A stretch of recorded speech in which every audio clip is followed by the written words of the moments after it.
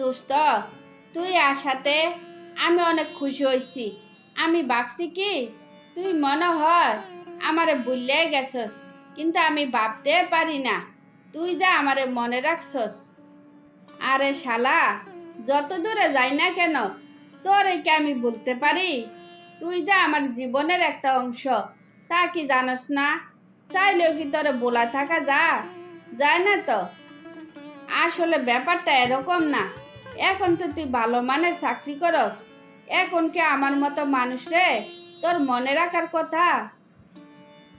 কি রে, তুই এত বড় বড় কথা কই শিখছস?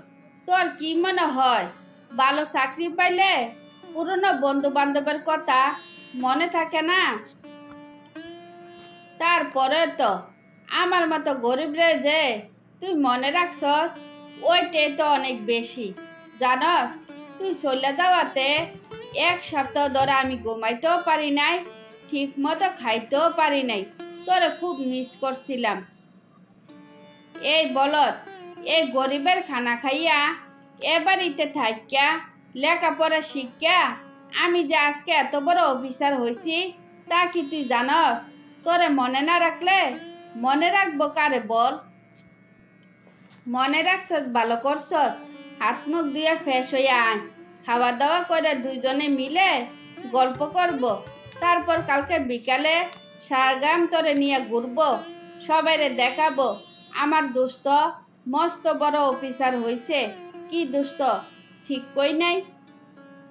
হ, তুই ঠিকই কইছস।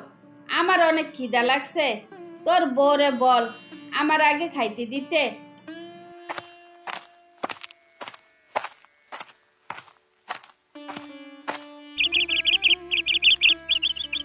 শিমুল ভাই, ওনারে তো চিনলাম না, কিন্তু মনে হইতাছে ওনারে কোনখানে দেখছি। তুই সত্যি ওরে চিনস নাই? ওই তো আমার দোস্ত তুহিন। আরে গাদা, আমাদের বাড়িতে থাইকা যে পড়াশোনা করতো, এবার কি তাহলে চিনছস? তাই তো বলি, ওনারে কেমন যেন চিনা চিনা লাগতাছে। উনি তো ভালো করে কোনো দিন কারোর সাথে কথাই বলে না, তাহলে ওনারে চিনবো কেমনে? এত চিনা লাগবো না। আমার দোস্ত এখন মস্ত বড় অফিসার হইছে। ওই নাকি আমাদের গ্রামে বিয়ে করতে চায়। তোর জানাশোনা ভালো পাত্রী থাকলে জানিস তো। তোমরা চোখে কি ঠাড়া পড়ছে? এত ভালো ভালো পাত্রী থাকতে আবার পাত্রীর খোঁজ করন লাগে? তোর কথার আগাগোড়া কিছু বুঝি নাই। কি কইবে একটু বুঝাইয়া বলতো। এত বোঝা লাগবো না। তুমি এবার তোমার দোস্তরে নিয়ে ঘুরতে যাও, সে ভালো। আমি এবার গেলাম।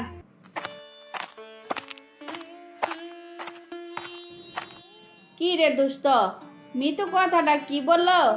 ওর কথার কোনো মানে বুঝলি? ওর কথার মানে বুঝবো না কেন? ও বুঝাইছে ও থাকতে আমারও কেন অন্য পাত্রী খোঁজ করতে আসছি। তার মানে মিতু তোরে পছন্দ করে। ওই দেখতে শুনতে কিন্তু খুব ভালো একটা মেয়ে, তোর সাথে অনেক মানাইব।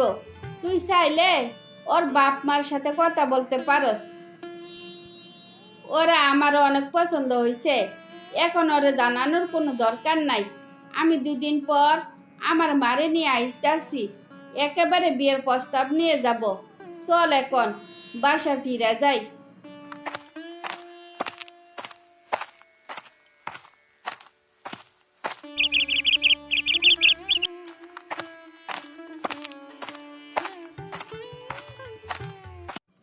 কি রে, তুই নাকি আমারে ডাকছিলি?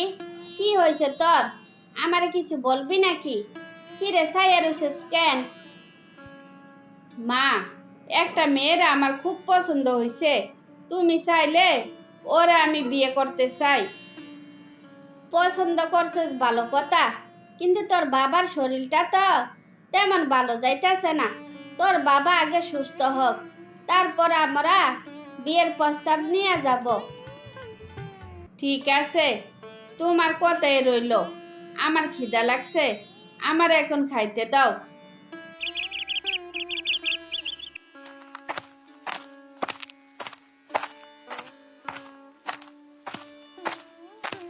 কি রে, এতদিন পর তোর আসতে মন চাইলো? তোর আসতে কি এতদিন লাগে? বাবার শরীর খারাপের কারণে এতদিন আসতে পারি নাই। মোবাইলটা নষ্ট হইয়া গেছিল, তার জন্য তোর সাথে যোগাযোগ করতে পারি নাই। কি কোন সমস্যা হয়েছে নাকি? গতদিন মিতুর বিয়ে হইয়া গেছে, বেচারি তোরে খুব মিস করছিল, কিন্তু কোনোভাবে তোর সাথে যোগাযোগ করতে পারলাম না। তার মানে মিতুর বিয়ে হইয়া গেছে, জীবনসঙ্গী হিসাবে ওরা আমি আর পাইলাম না। কি দুর্ভাগ্য আমার। দোস্ত, ভালো থাকিস। তারপর তুহিনের ফিরতে দেরি হইলে এর মাঝে মিতুর অন্যখানে বিয়ে হয়ে যায়।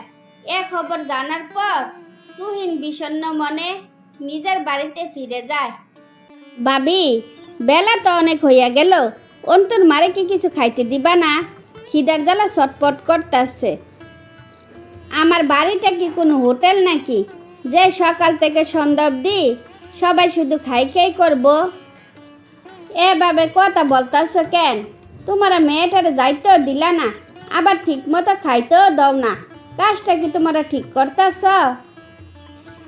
ওই আমারে সন্তান হারা করছে, তোমার কি মনে হয় ওরা আমি তুষামত করে রাখবো? আমারে তোমরা চিনো না, আমি কি করতে পারি? ভাবি, তুমি এভাবে কথা কইতেছ কেন? তোমার ছেলে মারা গেছে, এত বড় দোষ কি? আমি বুঝলাম না তো। আর তুমি কি করতে চাও আগে আমারে কও তো। তুমি তাইলে আমার সহজ বাংলা কথা বুঝো নাই? ওই আমারে ছেলে হারা করছে না, আমি ওরা সন্তান হারা করব। সন্তান ডেলিভারি হওয়ার পর গাড় ধাক্কা দিয়ে বাড়ি থেকে বের করে দিব, তখন বুঝবো সন্তান হারানোর যন্ত্রণা কি জিনিস। তুমি যাই করো, ওর সাথে তুমি এরকম করতে পারো না। তোমার কাছ থেকে এসব আশা করি না। তোমার বউ বললে দেয় নাই যে তোমার ছেলে গাড়ির নিচে পড়া যাক? তোমার কাছে শোনা যায় যত সবাজের কথা। এত বেশি কথা বলিস না। কালকের বাসি তরকারি আর ঠান্ডা বাতাসে খাইতে দিয়া গিয়া আবার আড্ডায় পড়ে থাকিস না। তুমি যদি আমার সাথে এভাবে কথা বলো তাইলে আমি আর তোমার বাড়িতে কাজ করব না। কাজের মেয়ে একটা দেখে নিও। বাবা, আজকাল কাজের মেয়েও আমার মুখের উপর কথা কয়। তো আমার বাড়িতে কাজ না করলে খাইবি কি? ওই বয় আমারে তুমি দেখাইও না। আমি গরিব, আমার অল্প খাইয়া থাকার অভ্যাস আছে। খাবার নিয়ে আমার চিন্তা করা লাগবো না। যে বাড়িতে আমার দয়া মায়া নাই ওই বাড়িতে আমি আর কাজ করব না।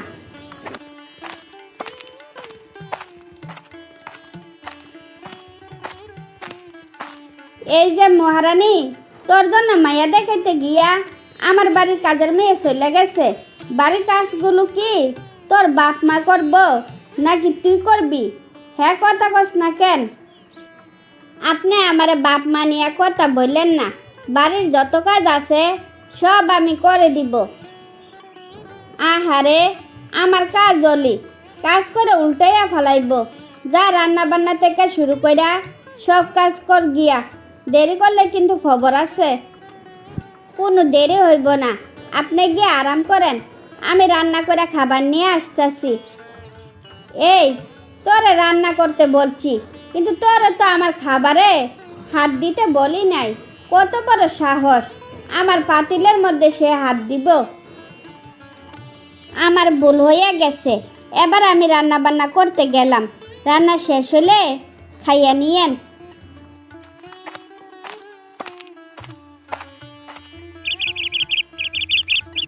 কতদিন ধইরা অন্তর মারে দেখি না, একবার গিয়া দেখবো নাকি বউটা কেমন আছে। লজ্জা শরমের মাথা খাই একবার দেখে আসি।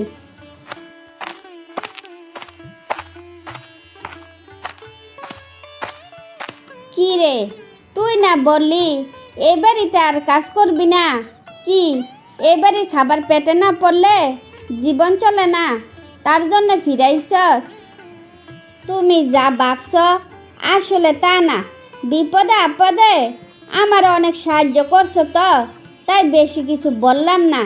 আমি এই বাড়িতে কাজ করতে আসি নাই, আমি আসছি অন্তুর মারে একটু দেখতে।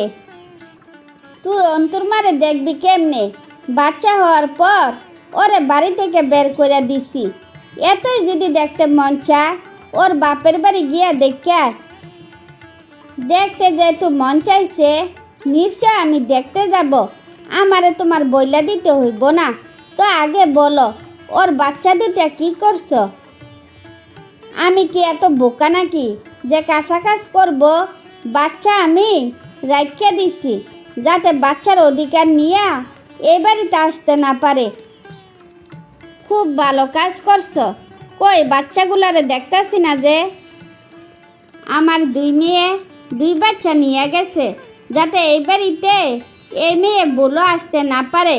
এখন আর সম্পত্তির ভাগ পাইব না। এখন আমি টেনশন মুক্ত। ভাবি, তুমি সম্পত্তির জন্য বউটার জীবন এভাবে নষ্ট করে দিলা। উপরওয়ালা তোমার কোনোদিনও ক্ষমা করব না। তুমি আর প্রতিফল ঠিকই পাইবা, কথাটা মনে রাখো। তারপর তিশার মা অন্তুর মার দুঃখের কথা শুনে বুক বড় কষ্ট নিয়ে অন্তুর মাকে দেখতে গেল।